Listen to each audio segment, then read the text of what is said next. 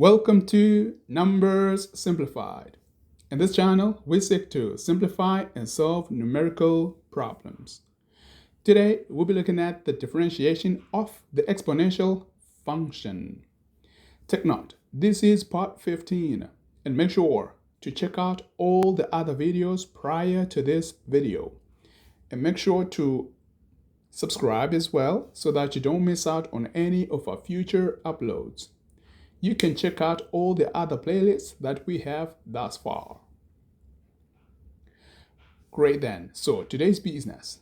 If y of x is equals to e to the x, then the derivative of that function is going to be e to the x. Nothing changes. The dy dx is e to the x. So then, in general, if y of x is equals to e to the f of x, then the dy dx is given to be the f prime of x, which is the derivative of the power of e function, times the e to the power f of x, the original function. Great then. So we know this, but we may need to verify this. So now let's derive this just to be sure. Now, in doing so, we know that y of x is equal to e to the f of x. F of x is the power. Then using the chain rule method, and I encourage you to check out video part 3. That's where we use the substitution or the chain rule. This is going to be instrumental in deriving this. So we are going to let u be the power, which is the f of x. So that would imply that the first derivative of the u would be du dx, which is f prime of x. If we have let u be the f of x, it implies that y becomes e to the u. And finding the derivative of that, we are going to get dy du is equal to e to the u. Then we know that dy dx is going to be dy du times du dx. Now we are going to substitute for the dy du which we obtained in step number 2, e to the u. Then substitute as well for the du dx that we obtained in step number 1, f prime of x. We still have a u term, so we know from step number 1 that u is f of x. Therefore, substituting for the u, we are going to get the dy dx of f prime of x e to the f of x, which is the same thing as that which is on the left-hand side. Therefore, we have shown that the first derivative of e to the f of x is going to be f prime of x e to the f of x. With that, let us take a look at the first example for the day. The mass m grams of a radioactive substance remaining t years after a given time is given by the formula m is equal to 300 e to the power minus that. Find the rate at which the mass is decreasing when t is equal to 2000. The solution. So we know that m is equal to 300 e to the power that. So now we know also that the f of t, which is the power of the e, is given to be minus 0.00012 t. Then the first derivative of that is a negative of the value that we have without the t, of course. Then with that, that means that the dm dt is going to be 300 times the f prime of t times e to the f of t. Now substituting for the f prime of t, which we obtained, and the f of t, which we substituted, we are going to have this. Now multiplying the two numerical terms, we are going to get dm dt being equal to minus 0.036 e to the power that. So we are asked to find the rate at which the mass is decreasing when the time in years is 2000. So substituting for the t, we are going to have m prime of 2000, and wherever we have a t, we substitute that with the 2000 to that extent. So if we have that and simplify further, we are going to get minus 0.0283. Therefore, the mass decreases at a rate of 0.0283 grams per year.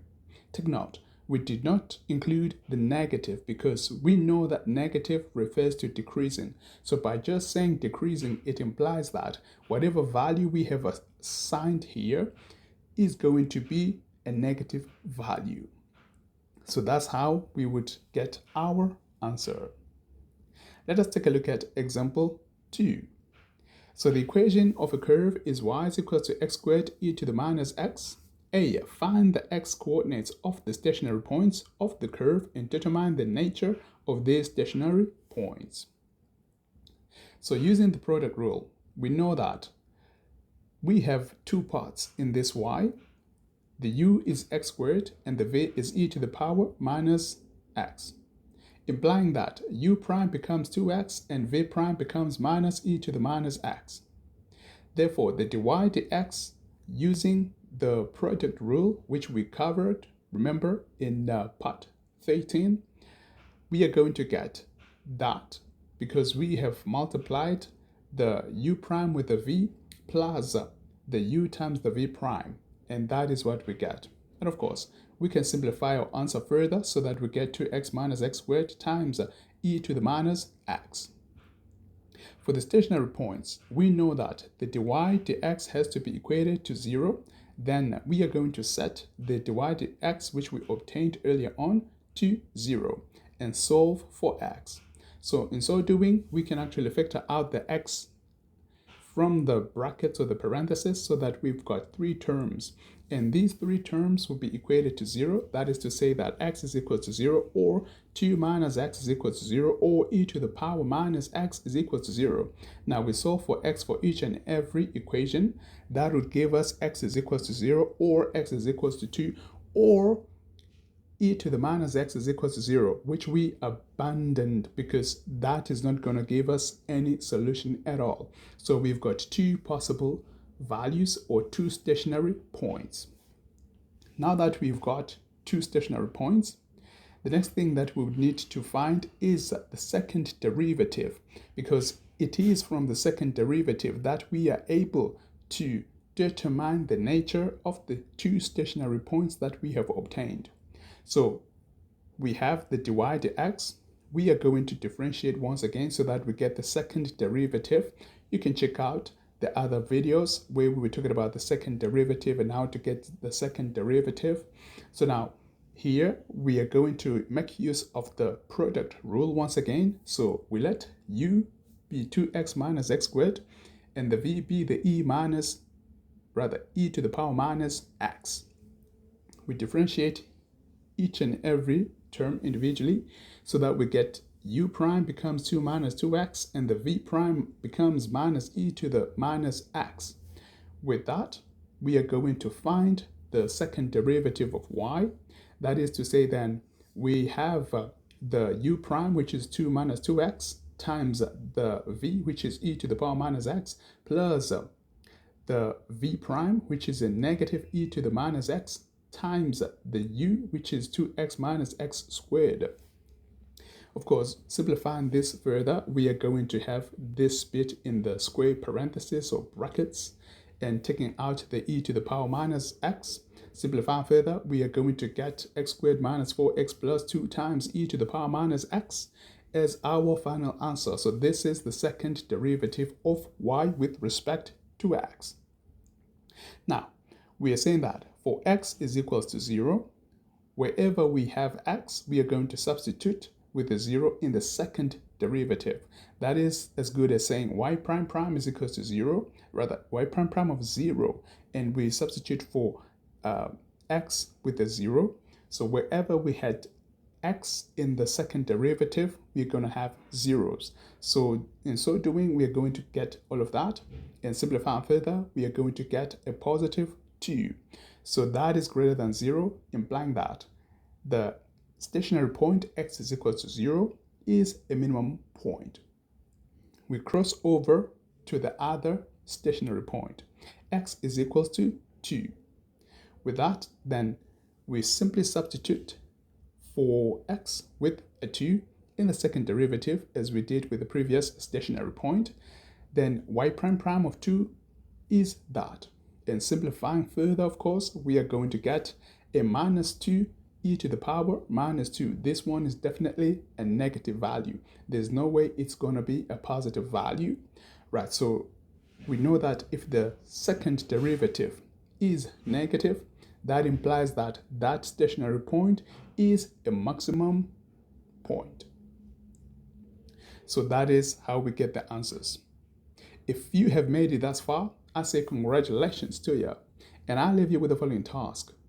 Make sure to write your answers and your questions in the comment section. We will do our best to assist.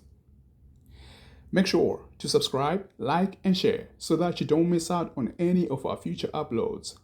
Thank you once again for watching Numbers Simplified.